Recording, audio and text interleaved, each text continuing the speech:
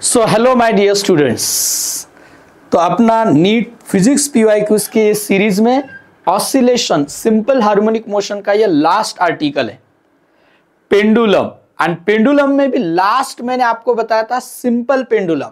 And दूसरा my dear student, simple pendulum के अलावा नीट में खास तौर पर जो क्वेश्चंस आते हैं वो आते हैं स्प्रिंग पेंडुलम में, स्प्रिंग पेंडुलम पर बेस्ड। स्प्रिंग पेंडुलम का ये जो आर्टिकल है वह भी बहुत इंपॉर्टेंट है, खास तौर पर नीट के लिए मैं बता रहा हूं क्योंकि हम नीट पीवाईक्यूज के बारे में देख रहे हैं। और बहुत ही सिंपल सिंपल क्वेश्चंस पूछे, आपको आइडिया आ रही होगी कि एनसीईआरटी पर ही बेस्ड आपके सिलेबस में से किसी भी एक कॉन्सेप्ट पर किस तरह से बेसिक कॉन्सेप्ट चेक करने के तरीके को आजमाकर वो क्वेश्चंस फ्रेम करते हैं। तो माय डियर स्टूडेंट्स, ये आर्टिकल होने के बाद आपका पूरा oscillation mean simple harmonic motion complete हो जाएगा। एंड माय डियर स्टूडेंट्स, आप एक साथ जिन्होंने नहीं देखा होगा वो एक साथ फिर से एक लेक्चर कंटिन्यू देखकर भी आप ये पूरे लेक्चर 6 लेक्चर जो मैंने रिकॉर्ड किए, इसमें ये 6 नंबर का लेक्चर है। इसमें सिंसियरली आप सीरियसली थोड़ा सा एक ही साथ में 6 लेक्चर्स भी अटेंड कर सकते हैं एंड फास्ट में इसको कवर कर सकते हैं। तो चलो स्प्रिंग पेंडुलम के बारे में देखते हैं और फिर हम फास्ट में देखेंगे कि प्रीवियस ईयर्स में क्वेश्चन जो पूछे इस स्प्रिंग पेंडुलम पर बेस्ड किस तरह के क्वेश्चंस पूछे। तो my dear students, you know कि सपोज फॉर एग्जांपल हम ऐसे कंसीडर करेंगे, ये स्प्रिंग है which is suspended from a rigid support and this block is attached to the free end of this spring and suppose थोड़ा extension होकर आप वो रेस्ट पोजीशन में आइए। देखो अब ये स्ट्रेच्ड स्प्रिंग है, जब ब्लॉक अटैच नहीं किया होगा, मास अटैच नहीं किया होगा, तब वह अनस्ट्रेच्ड पोजीशन में होगी, अब stretched. But now it is in equilibrium, net force acting on this block is 0। तो माय डियर स्टूडेंट, जैसे ही हम कहेंगे अगर मैं इसको सपोज फॉर एग्जांपल इस पोजीशन से, जिसे हम कहेंगे मीन पोजीशन, अब मैं इस स्प्रिंग को अगर स्ट्रेच करता हूं, अगर मैं स्प्रिंग को स्ट्रेच करता हूं, इस मास को मैं नीचे पुल करता हूं तो सी ऐसे नीचे चला जाएगा मास। एंड जैसे हम रिलीज करेंगे वो ओरिजिनल पोजीशन में आने की कोशिश करेगा, वो up and down motion perform करेगा लाइक दिस। ये ऑसिलेट होगा my dear students up and down. This is simple harmonic motion and the path is straight line, so linear simple harmonic motion है। तो ये परफॉर्म कर रहा है linear simple harmonic motion about this mean position, ये block. In that case आपको जो time period find करना है ऑफ दिस स्प्रिंग पेंडुलम, तो टाइम पीरियड के लिए फॉर्मूला माय डियर स्टूडेंट्स, अब हम तो एमसीक्यूज ही देखने वाले डायरेक्टली, तो इसके लिए थोड़ा सा ये पार्ट में बता रहा हूं आपको, फॉर्मूले रिवाइज कर रहा हूं। T2π√m/k, ये फॉर्मूले बताने के बाद, ये पॉइंट्स बताने के बाद आप ये आंसर्स प्रीवियस ईयर्स के क्वेश्चन के आंसर फास्ट मार्क कर सकते हो। देखो T2π√m/k सिंपल सिंगल स्प्रिंग है।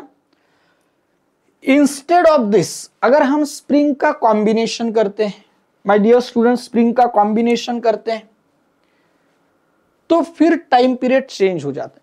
बट इसी सिंपल फॉर्मूला पर बेस्ड भी क्वेश्चंस पूछे हैं प्रीवियस ईयर्स में। कैसे पूछे, जरा चेक करते हैं इन क्वेश्चंस को कि किस तरह से ये क्वेश्चंस पूछे। तो माय डियर स्टूडेंट्स देखो, जो क्वेश्चंस पूछे इसी फॉर्मूला पर बेस्ड सिंपल, एकदम सिंपल क्वेश्चन। तो पहला क्वेश्चन इस फॉर्मूला पर बेस्ड आपकी स्क्रीन पर ये रहा। Okay, the period of oscillation of a mass capital M suspended from a spring of negligible mass is T। Initially time period कितना है? तो my dear students, initially time period जो दिया है आपको T, मास कैपिटल M का। And आपको क्या कहा है, आपको कहा है दूसरी जो कंडीशन दी है उस कंडीशन में कहा if along with it another mass M is also suspended the period of oscillation will be, my dear students, time period of simple pendulum T equals to, ध्यान से देखो और समझ लो, T equals to 2π√m/k means it is directly proportional to mass। तो my dear students, आप orally answer बता सकते। पहले मास कितना है, पहले मास कितना है कैपिटल M, तो टाइम पीरियड कितना है t। अब मास m के साथ और मास ऐड किया कैपिटल M। तो स्टेटमेंट जरा केयरफुली पढ़ो।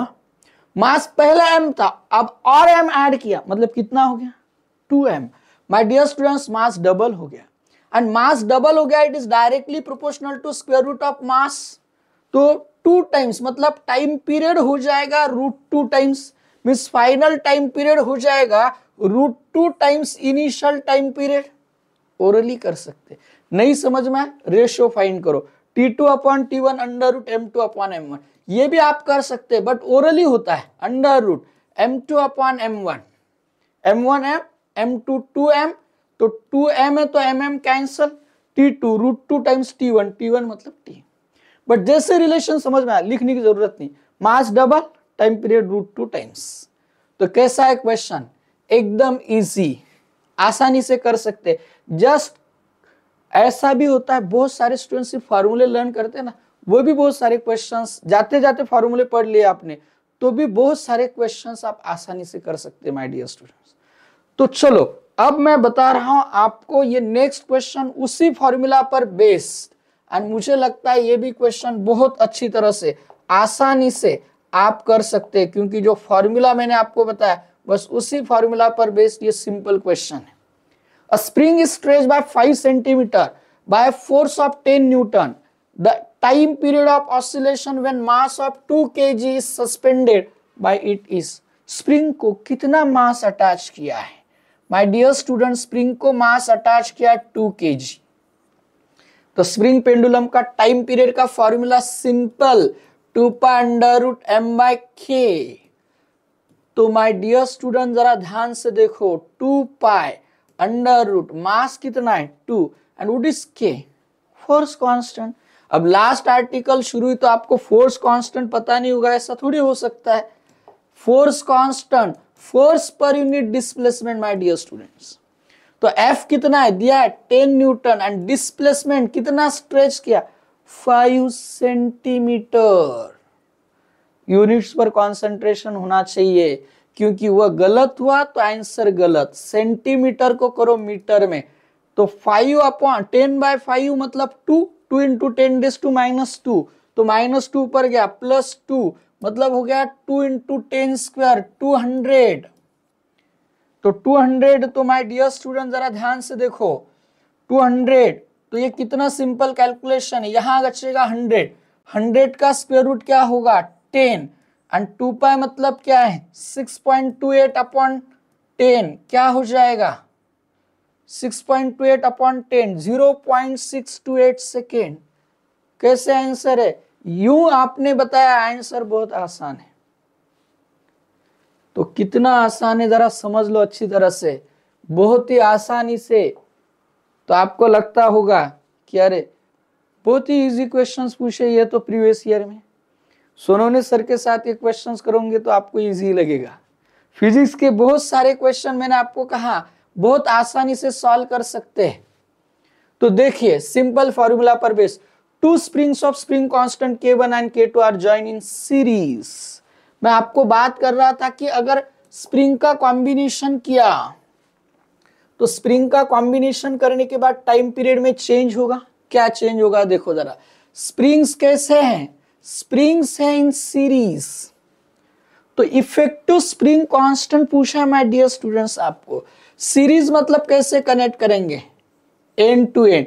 ये first spring of spring constant K1 and दूसरी स्प्रिंग है हमारे पास of spring constant K2, and इसको किया है अटैच्ड मास, तो हम कहेंगे सीरीज में ज्वाइन किए। तो उस वक्त स्प्रिंग कांस्टेंट क्या होगा, जरा ध्यान से सुनो, कोई प्रॉब्लम नहीं है, आपके लर्न भी हुए होंगे फॉर्मूले। वैसे ये बहुत इंपॉर्टेंट है, 2-3 चीजें बता कर रखता हूं, series and parallel. Series and parallel, अगर स्प्रिंग सीरीज एंड पैरेलल में, सीरीज मतलब एंड टू एंड, पैरेलल मतलब ऐसे कनेक्ट किए होंगे दोनों स्प्रिंग, सपोज हम कंसीडर करते हैं इनके फ्री एंड पर लोड अटैच किया होगा, तो पैरेलल। तो ध्यान से देखो, याद रखो, सीरीज में है तो आप कैपेसिटेंस की तरह बात कर सकते हैं, मतलब फोर्स कांस्टेंट एंड कैपेसिटेंस के फॉर्मूले सिमिलरली लिख सकते हैं आप। सीरीज में क्या होता है, 1/ks equals to 1/k1 plus 1/k2 effective spring constant 1/, जो रेजिस्टेंस में आप पैरेलल कॉम्बिनेशन के लिए यूज करते हैं। उल्टा है तो जरा ध्यान से देखो, कंफ्यूजन नहीं होना चाहिए। तो 1/ks equals to 1/k1 plus 1/k2, या इसको हम कहते हैं ks, ये तो लर्न हुआ होगा आपको, product upon sum, product upon sum, and parallel में तो बताने की जरूरत नहीं, sum of individual spring constants. तो माय डियर स्टूडेंट्स, सीरीज में होगा तो इसका k1 plus k2 upon k1 k2, उसका रेसिप्रोकल करते तो मैंने कहा प्रोडक्ट k1 k2 अपॉन सम k1 प्लस k2। देखो कितनी इजी है। एंड इसी पर बेस्ड फिर से थोड़ा सा चेंज करके ये रहा नेक्स्ट क्वेश्चन। देखो कैसे क्वेश्चंस पूछे जाते हैं, जरा समझ लो। A mass m is suspended from a two coupled springs connected in series. अभी बताया तो spring constant k1 k2 upon k1 plus k2. The force constant for springs are k1 and k2. The time period of suspended mass will be, अब क्या होगा time period उसे समझ लो। Time period my dear students t 2 pi under root m upon k, लेकिन k होगा effective net resultant spring constant in series combination case. तो क्या फॉर्मूला, वो तो डायरेक्ट आप फॉर्मूला में देख सकते हैं, या तो आपको समझने के लिए लिख कर देता हूं। m सीरीज में क्या होगा, गलती न, प्रोडक्ट अपॉन ऊपर चला जाएगा सम k1 प्लस k2। तो माय डियर स्टूडेंट्स आपका फॉर्मूला होगा 2 pi under root m k1 plus k2 upon k1 k2 upon k1 k2, यहां पर है k1 प्लस k2, 1/4 ऑप्शन। कितने इजी क्वेश्चन है माय डियर स्टूडेंट्स, सिर्फ आपको अच्छी तरह से क्वेश्चंस करने की जरूरत। लेक्चर भी अटेंड किया आपने तो ये आप बहुत अच्छी तरह से क्वेश्चन सॉल्व कर सकते हैं। एक्स्ट्रा ज्यादा प्रैक्टिस न करने के बाद भी आप बहुत ही कम टाइम में ये क्वेश्चन सॉल्व कर सकते हो। तो लगे रहो, क्वेश्चन सॉल्व करते रहो, जीत आसानी से नहीं मिलेगी। तो देखो my dear students, next question spring pendulum के ये क्वेश्चन, और इतने भी किए तो ऑलमोस्ट बहुत सारे टाइप्स आपके कवर हो जाते हैं ना। इतने जो प्रीवियस ईयर्स में क्वेश्चंस पूछे स्प्रिंग्स पर अलग अलग, कौन ये करते करते भी आपका कॉन्सेप्ट क्लियर हो जाएगा बस।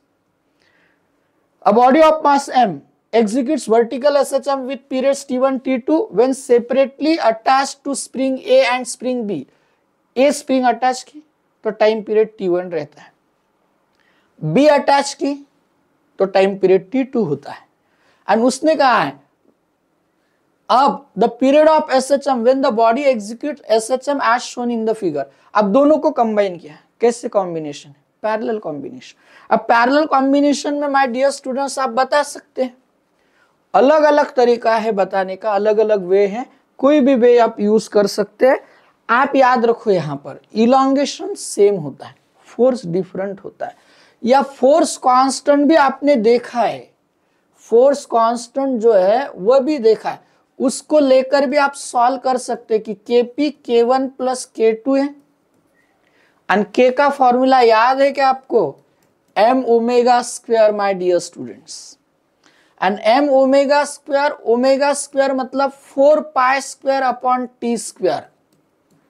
तो ऐसा सोचते हैं कि m into 4 pi square constant है एक, तो k is inversely proportional to T square. तो हम ऐसे लिख सकते हैं ना Kp constant 1 upon T square, जो t क्या दिया है T not, as shown in the figure is T not दिया है। K1 रहेगा ये ऐसा, यहाँ m इंटू 4 पाई स्क्वायर आएगा, 1 अपॉन T1 स्क्वायर आएगा प्लस 1 अपॉन T2 स्क्वायर आएगा। मतलब यहाँ का जो कांस्टेंट है m इंटू 4 पाई स्क्वायर यहाँ आएगा, यहाँ कॉमन लेकर कैंसिल, है ना आसान, चुटकियों में आंसर। तो ऐसा देखो, नहीं तो ऊपर लेंगे पावर t रेस टू -2, ये T1 raise to -2 plus T2 raise to -2, कौन से ऑप्शन में, माय डियर स्टूडेंट्स, ये दिया है इन लास्ट ऑप्शन। आप तो क्वेश्चंस बस देखते देखते सॉल्व हो रहे हैं, आप देख ही रहे कि क्वेश्चन हो गया सॉल्व। एंड फिजिक्स का जो आपको डिफिकल्ट लगता है ऐसे टॉपिक का, एसएचएम का my dear student, and simple harmonic motion अगर आपने अच्छी तरह से किया कि नेक्स्ट टॉपिक है वेव्स, मतलब एक सेक्शन ही है ऑसिलेशंस एंड वेव्स। तो अगर ऑसिलेशन हो गया, वेव्स का कुछ पार्ट बेसिक वेव्स जो है, वेव्स का बेसिक जो है पार्ट, वो तो सिर्फ ऐसा लगेगा आपको एसएचएम के एग्जांपल चल रहे हैं।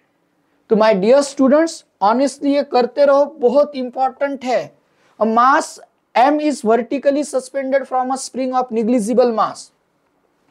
The system oscillates with a frequency n.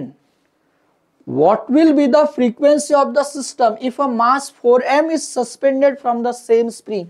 Frequency my dear students, तो frequency का फॉर्मूला क्या होगा? टाइम पीरियड का रेसिप्रोकल। टाइम पीरियड क्या है? 2 पाई, तो उसका reciprocal 1/2 pi under root, time period में आता है m/k, तो यहां आएगा k/p, k/m। तो माय डियर स्टूडेंट्स, आपको समझ में आया होगा कि यहां पर उसी रिलेशन पर बेस्ड कितने सिंपल क्वेश्चन पूछे। 1/2 pi under root k/m, time period 2 pi under root m/k, तो उसका रेसिप्रोकल क्या? देखो पहले मास कितना है? पहले mass small m, frequency n है। मास 4m होगा तो फ्रीक्वेंसी कितनी? ये भी तो ओरली होगा। फ्रीक्वेंसी एंड मास का क्या रिलेशन है my dear students? Frequency and mass का क्या रिलेशन है? Inversely proportional to square root of m। Orally हो जाएगा। अगर आपको ओरली आता है तो बहुत अच्छी है, स्टेप वाइज भी बताता हूं, ओरली समझ लो। n is inversely proportional to mass square root of mass. Of course inverse relation है, मतलब उल्टा हो। मास 4 टाइम्स है तो उसका स्क्वायर रूट निकालेंगे 4 टाइम्स, मतलब 4m, तो 4 का स्क्वायर रूट होगा 2, तो 1/2, मतलब वह फ्रीक्वेंसी होगी, फाइनल फ्रीक्वेंसी होगी n/2। नहीं समझ में आया? करते हैं ऐसा step wise. n2/n1 inversely proportional to square root of mass m1/m2। My dear students, initial mass small m, final mass 4m, मास गया घर 1/4, 1/2, उसका स्क्वायर रूट है ना, तो n2 क्या होगा? n1 मतलब n/2 एंड n2 n1/2 मतलब n/2, है ना? ओरली समझ में? n is inversely proportional to square root of mass, mass 4m, 4m का स्क्वायर रूट 2 बाहर आएगा, मतलब 1/2, बाकी फैक्टर सेम रहेगा तो 1/2। नहीं तो ऐसा समझो रेशो से, जैसे आपको समझ में आए वैसे, लेकिन समझ में जरूर आना चाहिए, समझ में जरूर आना चाहिए माय डियर स्टूडेंट्स। कैसे क्वेश्चंस है कि नहीं इजी? कौन बोल रहा है कि फिजिक्स का ये टॉपिक डिफिकल्ट है? बस आप प्रीवियस ईयर्स के क्वेश्चंस देखो, इस साल भी बहुत सिंपल क्वेश्चंस आने वाले, याद रखिए। तो जरा ध्यान दीजिए, यहां पर जो मैं बता रहा हूं उस पर कंसंट्रेशन कीजिए। कंसंट्रेशन बहुत जरूरी है माय डियर स्टूडेंट्स फिजिक्स में। masses ma mb hanging from the ends of strings, not a spring. String है तो 2 स्ट्रिंग्स है, मास ma mb, उनको अटैच किए फ्री एंड को, of lengths la and lb are executing simple harmonic motions if their frequencies are, frequency देखो, fa equals to 2 times fb, then what is the relation between length and mass? ऐसा हमें options से देखकर पता चलता है। तो फ्रीक्वेंसी का अभी फॉर्मूला बताया मैंने, 1/2 pi under root k/m my dear, sorry spring नहीं है ना, स्प्रिंग नहीं है, स्ट्रिंग है, सॉरी हाँ, string 1/2 pi, time period, length of simple pendulum जैसे बोलते हैं, अंडर रूट मतलब 2 पाई अंडर रूट l/g, तो उसका रेसिप्रोकल होगा g/l, l f a, length of a equals to 2 times fb, fb मतलब 1/2 pi under root g/lb। My dear students, ये तो क्लियर हो गया कि वह मास पर डिपेंड नहीं है, तो मास सेम होना चाहिए कौन कौन से ऑप्शंस में, regardless of mass, regardless of mass, मतलब दो, ये तो कैंसिल हो गए। इसमें मासेस में चेंज है तो वो तो कैंसिल हो गए। तो चलो देखते लेंथ में रिलेशन, दोनों तरफ 1/2π√g 1/2π√g cancel, 1/L square root में 1/LB स्क्वायर रूट में स्क्वायर लेते 1/LA इक्वल्स टू, लेकिन यहां पर 2 बचा हुआ है, 2 को भूलना नहीं है, तुझे भूलेंगे नहीं, 2 स्क्वायर 4 एंड LB उसका स्क्वायर रूट है, स्क्वायर किया निकल जाएगा। तो आप ऑप्शन 2 है LA इक्वल्स टू, तो LA इधर या रेसिप्रोकल करते, रेसिप्रोकल, LA ऊपर LB ऊपर 4 नीचे, क्या होगा LA 4 times 1/4 times LB regardless of masses, mass पर डिपेंड नहीं। कितने इजी क्वेश्चन है भाई, आपके वक्त अगर ऐसे क्वेश्चन आए तो फिर तो आउट ऑफ है, ऐसे क्वेश्चंस अगर आपको आ गए तो फिर तो आप बहुत अच्छी तरह से विद इन टाइम सॉल्व करके रखेंगे। प्रॉब्लम ये है आपके वक्त ही ऐसे क्वेश्चन नहीं आते, है ना। क्या मालूम कैसे पता चलता है कि आप मतलब पेपर निकालने वालों को कि आपको कौन से क्वेश्चन आते नहीं है, वही आते हैं पेपर में, है ना। ऐसा नहीं, प्रैक्टिस करो my dear students. The time period of mass suspended from a spring is T. If the spring is cut into 4 equal parts and the same mass is suspended from one of the parts, then new time period will be. The time period of mass suspended from a spring, ऐसे spring की जगह मैं straight करता हूं, spring है समझो, spring है, इसका फोर्स कांस्टेंट K है, टाइम पीरियड हमने फाइंड किया T। अब इस स्प्रिंग को हम 4 इक्वल पार्ट्स में कट करते हैं, 4 इक्वल पार्ट्स में 1 2 3 4। तो आइडेंटिकली के पहले सुनो, if the spring is cut into 4 equal parts से, equal parts my dear student. अब सपोज समझ लो इसकी लेंथ टोटल L है, फोर्स कांस्टेंट के, टाइम पीरियड हो गया मास अटैच करने के बाद T, ओके। अब ऐसे कंसीडर करते 4 पार्ट्स, इन जनरल भी फॉर्मूला बताकर रखता हूं मैं, देखो ऐसे करो, n पार्ट्स हैं, एक पार्ट की लेंथ कितनी हो जाएगी, आइडेंटिकल है, सबके सब सेम है, L1 L1 L1, एक पार्ट की लेंथ कितनी हो जाएगी, या तो ऐसा समझो, ऐसा समझो, ऐसा समझो, L, जरा ध्यान दो, L1, ये भी L1, ये भी L1, ये भी L1, 1L 2L 3L 4L 5L NL। तो अगर टोटल लेंथ देखेंगे तो एक पार्ट की जो लेंथ है उसके n टाइम्स है भाई। तो आपको तो पता है फोर्स कांस्टेंट मतलब फोर्स पर यूनिट डिस्प्लेसमेंट मतलब लेंथ ले रहे हैं हम, ये स्मॉल l, x भी कर सकते F/L।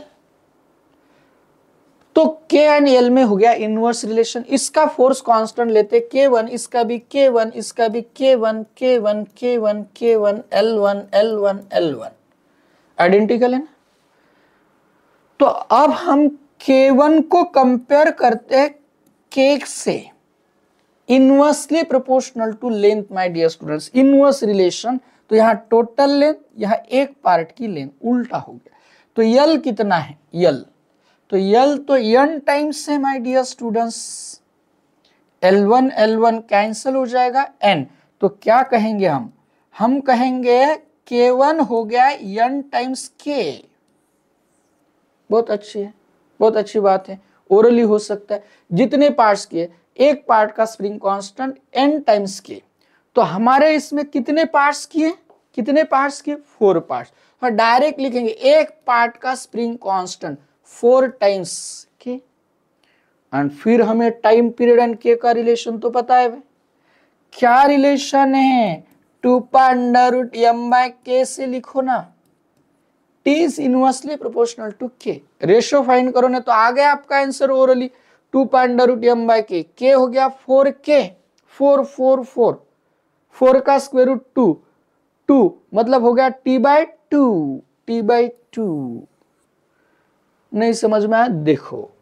देखो माय डियर स्टूडेंट्स, एक पार्ट का टाइम पीरियड t1, टोटल का t inversely proportional to k, t1 upon t, k upon k1, k upon k1, k1 n के 4 पार्ट से 4k, k कैंसिल, 4 का स्क्वायर रूट आ गया my dear students, 4 का square root आ गया 1/2, t1 हो गया t/2,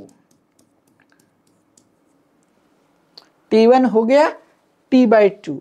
तो माय डियर स्टूडेंट्स एक शॉर्टकट बताओ आपको, इसके लिए एक शॉर्टकट बताओ, बताता हूं, जरा ध्यान से देखो, सब लोग ध्यान से देखो, शॉर्टकट भी सुन लो।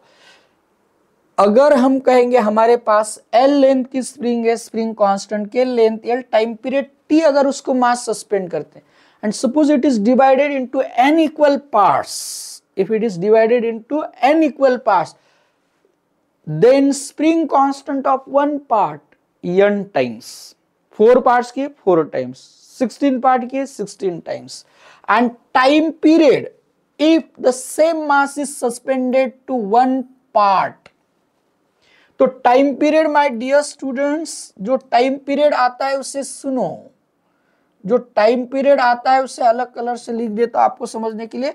एक पार्ट का time period my dear students t/√n, t/√n, कुछ भी करने की जरूरत नहीं। कितने पार्ट्स माय डियर स्टूडेंट्स, कितने पार्ट्स से? 4 पार्ट्स से, n कितना? 4, 4 का स्क्वायर रूट 2, t/2। बस इतना फॉर्मूला, बस इतना फॉर्मूला माय डियर स्टूडेंट्स आप याद रखिए, हो गया काम। इतना क्या कहेंगे? t/√n, कितने पार्ट्स? n पार्ट्स, तो √n से डिवाइड करो। 4 पार्ट्स तो 4 का स्क्वायर रूट 2, t/2, 16 हो गए, t/4, फास्ट आंसर।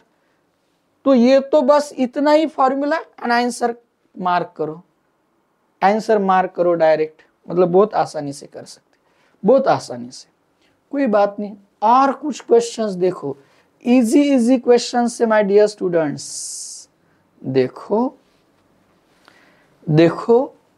करो ट्राई।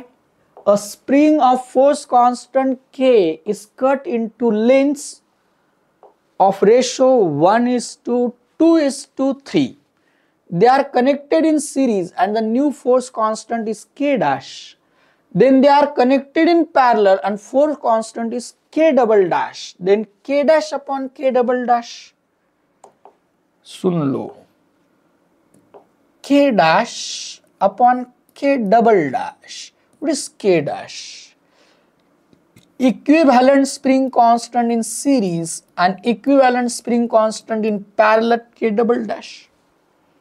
तो बहुत आसान है, ये भी समझ में आया तो बहुत आसान है, जरा ध्यान से देखो।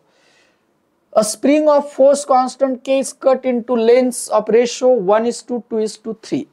ये स्प्रिंग कांस्टेंट K है 3 पार्ट्स, लेकिन आइडेंटिकल नहीं, ये पार्ट्स का रेशियो दिया है 1:2:3, एंड फिर आपको पूछा है इन स्प्रिंग्स को जो 3 पार्ट्स में डिवाइड किया, पहले उनको कनेक्ट किया सीरीज में, फिर स्प्रिंग कांस्टेंट K डैश कितना होगा पहले फाइंड करते, ऐसा कंसीडर करते जो कॉमन फैक्टर रेशियो में कैंसिल हुआ है उसको x, उसको कंसीडर करते हैं हम x, अगर उसको कंसीडर करेंगे x कॉमन फैक्टर को, तो अपना पहले पार्ट का लेंथ हो जाएगा 1x, दूसरे का हो जाएगा 2x, तीसरे का हो जाएगा 3x, फिर total length my dear students कितनी हो जाएगी? 1 + 2 + 3 इट इज 6x, कितनी हो जाएगी? 6x। तो इनको सीरीज में कनेक्ट करेंगे हम, तो उसके लिए पहले पता होना चाहिए spring constant K1, K2, K3, तो बहुत आसान रहेगा। फिर K1, जरा ध्यान दो, K1 upon K inversely proportional to length, total length 6x upon L1 1x, मतलब ये हो जाएगा K1 6 times K my dear students, K1 कितना हो गया? 6K, K2 कैसे फाइंड करोगे? करूं मैं find fast? K2 upon K, K2 upon K 6x upon 2x into K, मतलब ये हो गया my dear students 3K, K3 upon K 6x upon 3x into K3 upon K, इधर K, ये हो जाएगा 2K, पहला 6K दूसरा 3K next 2K।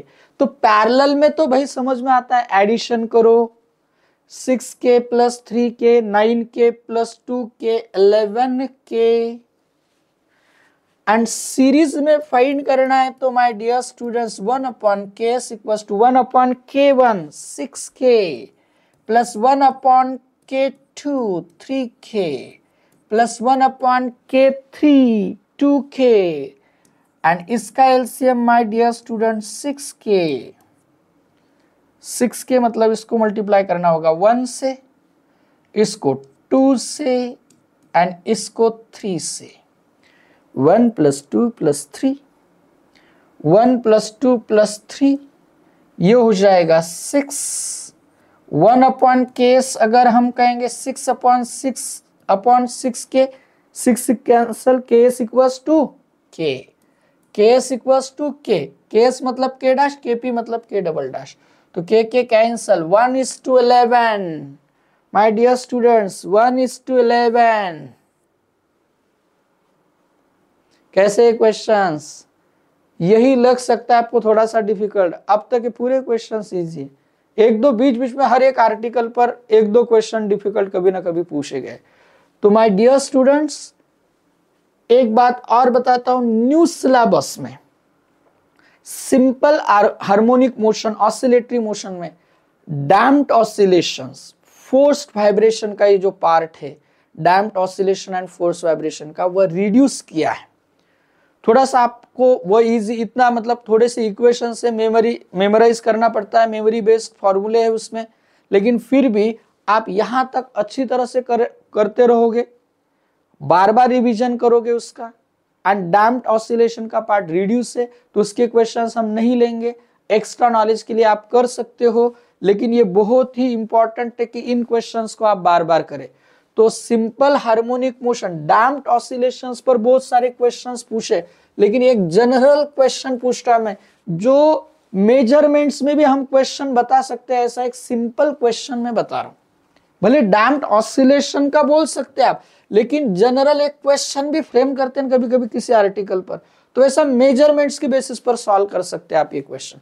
The damping force on oscillator is directly proportional to, damping force is directly proportional to the velocity v, the unit of the constant of proportionality। अब sign consider करने की जरूरत नहीं, damping force से मतलब negative है वगैरह, सिर्फ मैं क्या कर रहा हूं, F इक्वल्स टू या कांस्टेंट लेता हूं kV, and this constant of proportionality damping constant, उसका यूनिट कितना आसान है, K F/V, F फंडामेंटल की यूनिट के टर्म्स में, इसलिए लिख देता हूं mass into acceleration upon velocity.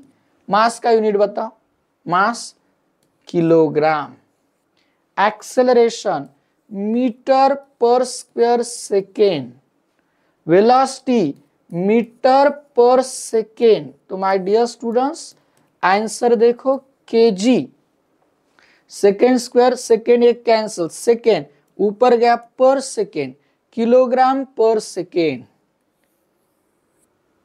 है ना, एकदम इजी क्वेश्चन। डैम्पिंग फोर्स वाला कॉन्सेप्ट ही आपको पता होना चाहिए, ऐसी जरूरत नहीं, जनरल है।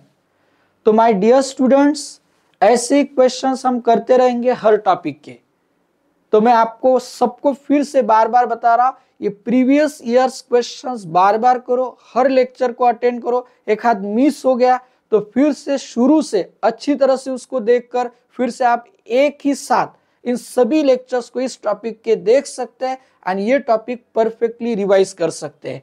तो मिलते हैं नेक्स्ट टॉपिक को लेकर इसी नीट PYQs के सीरीज में। Thank you very much.